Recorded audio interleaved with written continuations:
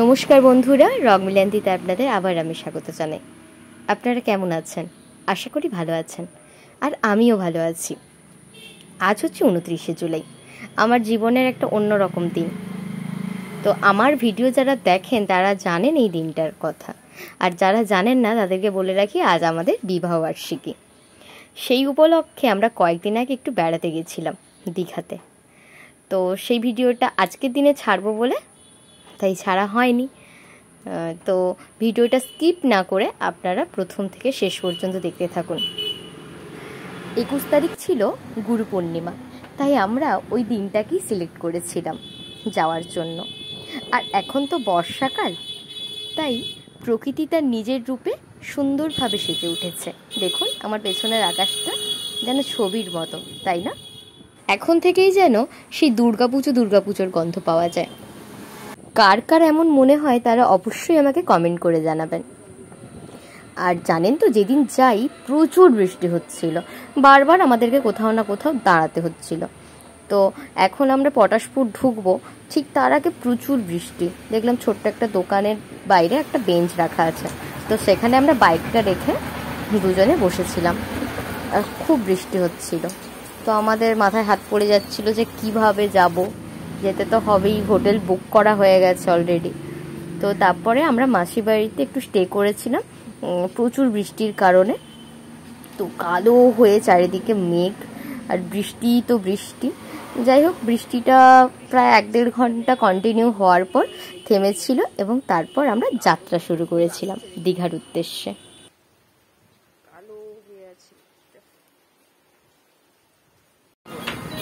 যাওয়ার পথে পড়ে মসৌরি বলে একটা হোটেল, যেখানে আমরা প্রত্যেক বাড়ি এলে এখানে একটু টিফিন করে নিই। তো এবারেও সেটা নড়চড় হলো না, আমরা ওখানে ঢুকে একটু ঘুগনি মুড়ি আর একটা ডিমের অমলেট ও অর্ডার করলো, আর আমি একটা কাপ চা খেয়েছিলাম। তারপর আবার রওনা দিলাম দীঘার দিকে। আমরা হোটেল নিয়েছিলাম ওল্ড দীঘার ভক্তিসাগর বলে এক হোটেলে। তো এটা অনলাইনেই একমাত্র বুকিং করা যায়। আর হ্যাঁ, সবাইকে বলে রাখবো, এই হোটেলটায় আপনারা কেউ আসবেন না, কারণ এই হোটেলটা হয়তো এখান থেকে সমুদ্র অনেক কাছে দেখা যায়, অনেক সুন্দর দৃশ্য দেখা যায় প্রকৃতির, কিন্তু বিহেভিয়ার জঘন্য এদের, একদমই ভালো নয়। আমরা 3বারই এসেছি, 3বারই মানে ওদের বিহেভিয়ার খারাপ পেয়েছি। তাও আসি কেন জানেন? এখান থেকে মানে সমুদ্রটা খুব ভালো দেখা যায়, তাই জন্যই, একমাত্র ওই জন্যই। না হলে আদার্স আমাদের কোনো ইচ্ছা থাকে না। আর জানি না কেন প্রত্যেকবারই আমরা কোনার রুম পাই। ফার্স্টবার যখন এসেছিলাম তখনও এই দোতলার কোনার রুমটা পেয়েছিলাম। সেকেন্ডবার যখন এসেছিলাম সেটা 3তলার কোনার রুমটা পেয়েছিলাম। তৃতীয়বার এবারেও 2nd ফ্লোরের কোনার রুমটাই দিল। যাই হোক, কেন দিল, কেন দেয় এভাবে আমি জানি না, যাই হোক দিল। কিন্তু একটাই এখানে কি মন ভরে যায়, এই ব্যালকনিতে দাঁড়ালে আপনার সমস্ত মন খারাপ সব কিছুই শেষ হয়ে যাবে। আর সারাদিনের ক্লান্তি সব কিছু যেন এই ব্যালকনিতে দাঁড়ালে কোথায় যেন চলে যায় সমুদ্রের ঢেউয়ের সাথে সাথে।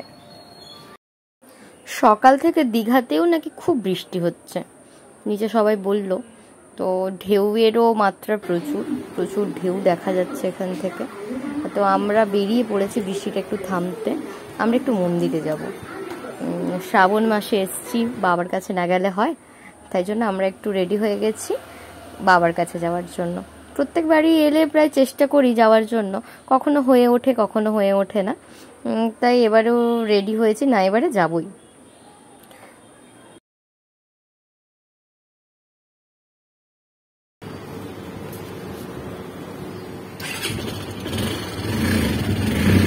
তো আমরা চলে এসেছি চন্দনেশ্বর বাবার কাছে।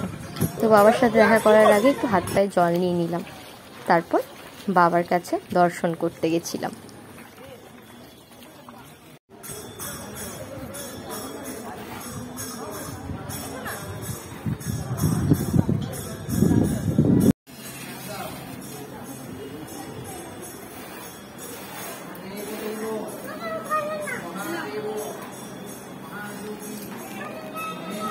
মন্দির থেকে বেরিয়ে দেখি বাইরে এক বাবার বাহন বসে আছে।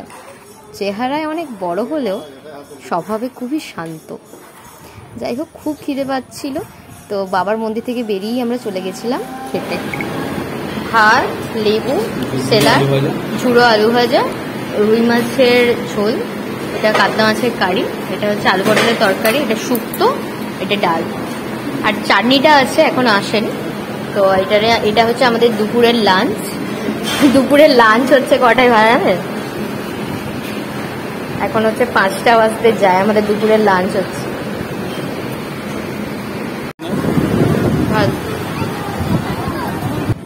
আমরা হোটেলে আর না ফিরে খাওয়া দাওয়ার পর একদম চলে গেছিলাম সি বিচে। সেখানে গিয়ে দেখি প্রচুর মানুষের ভিড়, কারণ প্রায় বিকেল হয়ে আসছে, প্রচুর মানুষ বেরিয়েছে এই সময়। তো প্রচুর লোক স্নানও করছে এখনো। আর কয়েক বছর ধরে জানেন আমরা আর স্নান করি না, যাই ঠিকই, কিন্তু আর স্নান করতে ইচ্ছে করে না, জলটা ঠিক পরিষ্কার নয়।